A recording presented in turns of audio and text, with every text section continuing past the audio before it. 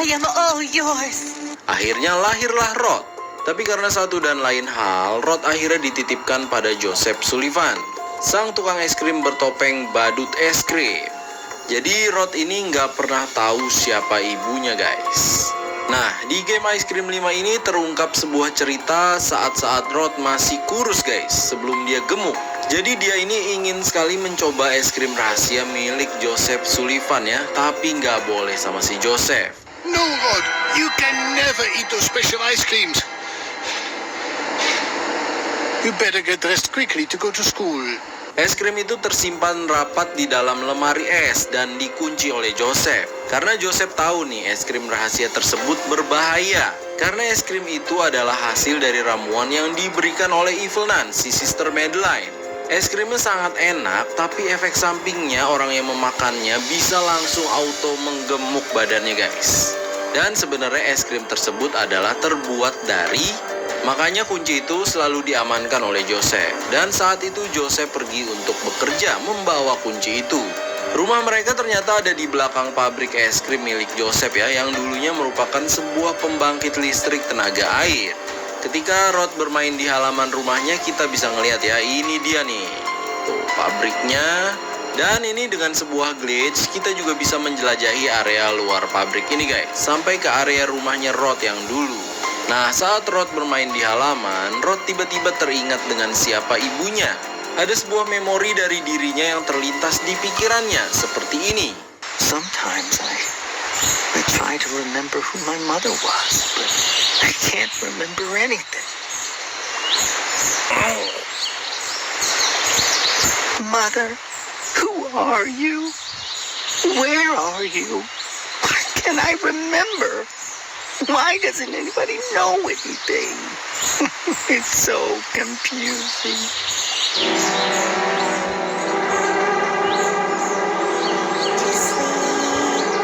Soon I'll be dreaming. We will carry on.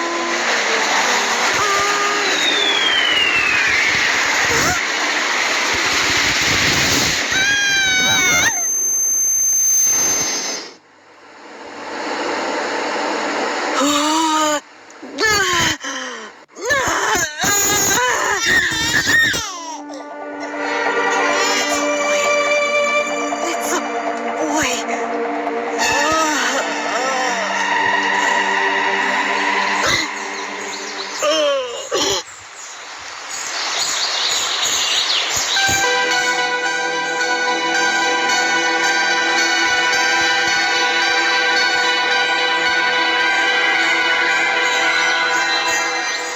Di situ ada seorang perempuan muda yang kemungkinan besar adalah Elisa, putri dari Madeline. Dia sepertinya menjadi korban dari bom yang dijatuhkan. Karena saat itu kan sedang terjadi perang ya, lagi zaman perang. Kalau kalian perhatikan, seperti ada sebuah bola cahaya yang keluar dari tubuh Elisa. Itu melambangkan arwah atau jiwa dari Elisa. Lalu singkat cerita, setelah kehamilan ajaibnya, Sister Madeline bisa melahirkan Rod. Dan jiwa Elisa masuk ke dalam Rod. Berarti Rod sebenarnya memiliki jiwa dari Elisa. Makanya dia bisa mengingat saat-saat terakhir Elisa hidup. Hingga akhirnya si Rod terlahir ke dunia. Berarti ini sesuai dengan permintaan si Evil Nun, si Sister Madeline pada sang Nazrat. Dia ingin Elisa dibangkitkan kembali. Selesai ngelamun di halaman rumahnya, Rod menemukan kunci merah itu, guys. Sepertinya Joseph nggak sengaja menjatuhkan kunci itu saat pergi. Ini berarti besar kemungkinannya Rod mengambil kunci itu. Kemudian dia membuka tempat penyimpanan es krim rahasia dan memakan es krimnya hingga tubuhnya menjadi gemuk. Lalu saat dia pergi ke sekolah, dia menjadi bahan ejekan oleh teman-temannya dan itu membuatnya kesal. Di sini juga ada pengakuan dari Rod ya, kalau dia hanya makan sekali es krim rahasia itu. I don't understand why I'm so different from others. Actually, I don't need so much to be so sad. Oh. Yes, I recently tried some of my father's special ice cream, but I only want some. Akhirnya karena terus-menerus diejek, Rod menjadi ingin balas dendam ke anak seusianya. You will become an ice cream maker as good as him. Mark my words, son. You will discover how to take revenge on them all. Dan akhirnya dia juga mengetahui resep rahasia untuk membuat es krim enak itu dari Sister Madeline. Dia membutuhkan orang muda yang gemuk untuk membuat es krim selain bahan-bahan pembuat es krim lainnya. Dan ketika jadi es krimnya, nanti efeknya es krim itu bisa membuat gemuk orang yang memakannya. Orang muda yang udah gemuk setelah makan es krim dibawa ke sini untuk dijadiin bahan es krim. Begitu seterusnya lingkaran es krim maut milik Rod. Dan itulah yang terjadi pada J dan kawan-kawannya. Mereka sebetulnya udah akan disiapkan. Kalah karena nggak fokus. Menang terus bareng kapal api. Oke guys, jadi sekarang kita lanjutin lagi cerita dari Ice Cream. Dan sekarang kita sudah masuk ke Ice Cream episode ke-6. Mari kita bahas ceritanya beserta teori dan misteri yang ada di dalam game ini. Jadi kita rekap sedikit cerita dari Ice Cream 4 dulu ya guys, biar kalian semakin paham alur ceritanya. Pada game Ice Cream 4 kan si J dan teman-temannya itu dibawa ke pabrik es krim milik Rod ini. Singkat cerita, J berhasil meloloskan diri dan membebaskan teman-temannya yang lain. Tapi sayangnya J harus tinggal di situ, nggak bisa ikut kabur melalui pipa bersama teman-temannya. Lalu di Ice Cream 5, setelah mereka kabur masuk melalui pipa, mereka semua keluar di tempat yang berbeda guys. Dan di episode Ice Cream 5 ini fokus ceritanya ke Mike dan J. Mike dan J harus berusaha supaya mereka bisa berkumpul kembali. Dan pada akhirnya mereka pun berhasil untuk bertemu lagi guys. Nah di Ice Cream 6 ini ceritanya berfokus pada petualangan survival si Charlie guys. Tapi di sini J juga membantu si Charlie ya. Sementara Mike terus mengawasi monitor. Jadi di game Ice Cream 6 ini kita bisa bergantian bermain J dan Charlie. I can tell for all that amount of food that these pipes lead to a place where candy is cooked day and night nonstop. Liz is hidden in that place for sure. She's so sweet, she'll probably blend in with all that candy, though. Charlie could also be there. To reunite with everyone. It's the only way to give Rod what he deserves. We better stay focused, you hear me? Wait a minute. Isn't that Charlie? Yeah, that's Charlie. Where are my friends? Why don't they come rescue me? Well, seems like I will have to escape by myself. At least this kitchen looks harmless. Maybe I could even eat some... J dan Mike yang sudah bersatu mencoba mencari teman mereka yang lain. Mereka melihat CCTV ke arah dapur. Mereka menduga salah satu dari Liz dan Charlie pasti ada di tempat itu. Ternyata benar, mereka melihat Charlie sedang ngintip di belakang dapur. Si Charlie ini kebingungan karena dia sebenarnya anak yang penakut ya guys ya. Dia berharap teman-temannya datang menyelamatkan dia. Karena si Charlie ini ngeliatin dapur, dia malah kepikiran pengen ngambil makanan yang ada di situ. Memang si Charlie ini hobinya makan sih ya, jadi pikirannya itu makan mulu. Tapi saat mau masuk ke dapur, tiba-tiba Charlie melihat sebuah sosok yang menyeramkan.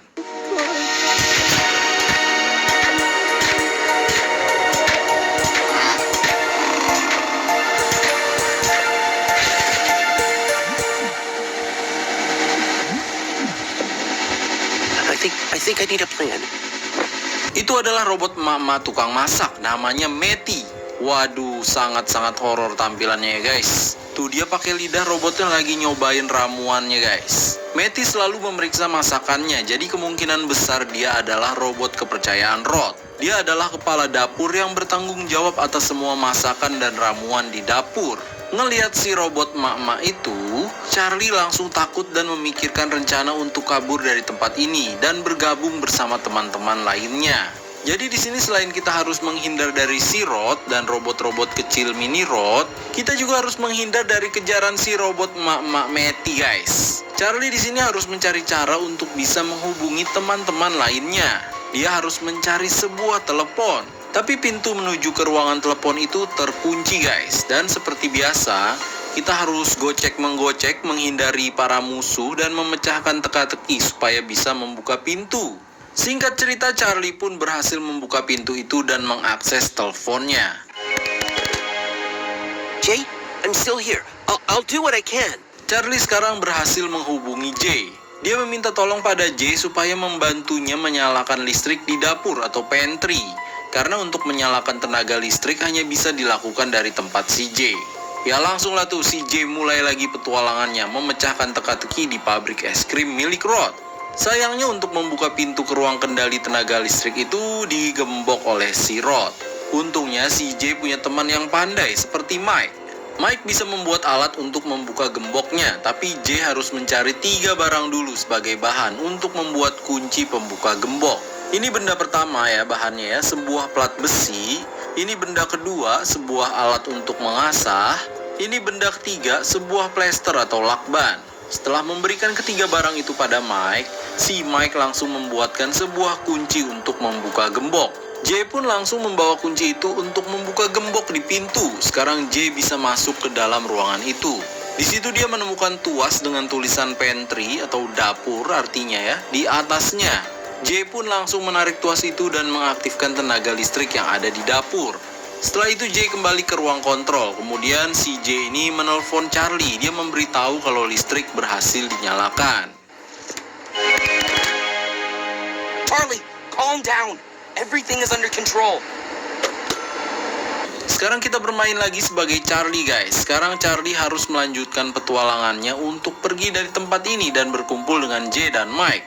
Charlie baru menyadari kalau kunci menuju ruangan yang ada pipa untuk kabur itu dipegang oleh si Matty nih kuncinya nih guys. Kalau diperhatikan si Matty ini kegiatannya selalu nyicipin makanan.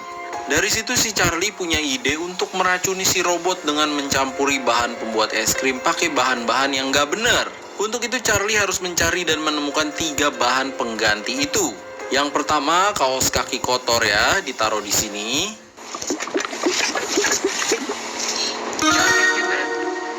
Yang kedua, telur busuk ditaruh di sini.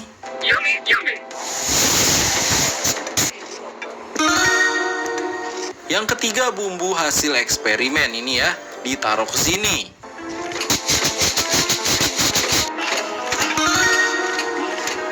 Setelah 3 bahan itu dimasukkan ke bahan untuk membuat es krim, maka saat si robot emak-emak itu nyobain bahannya, dia langsung rusak guys.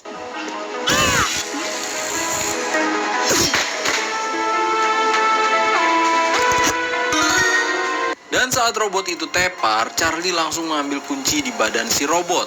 Dia pergi membuka pintu dan langsung masuk ke dalam pipa.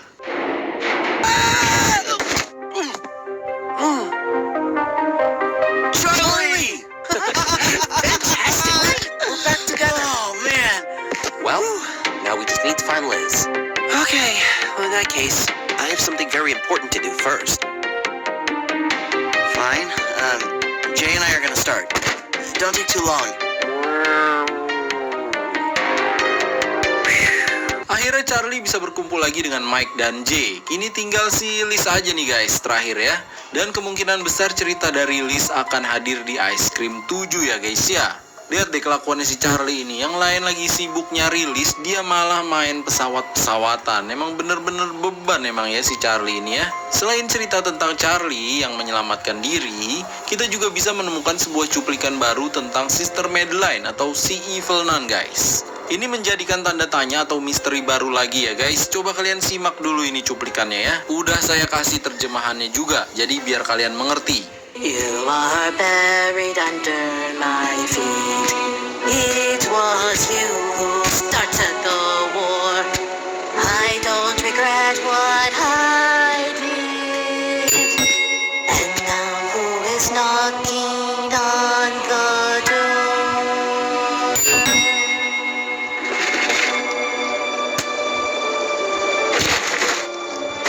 Good morning. I'm Sister Philippa, the abbess of this school's order. It's been a while since I got some news about this place, and as you may understand, I had no choice other than...